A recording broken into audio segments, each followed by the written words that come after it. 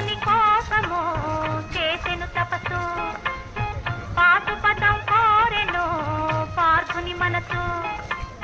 పరమశివుని కోసము చేసెను తపస్సు సృష్టంతా కదలి వచ్చి చూడసా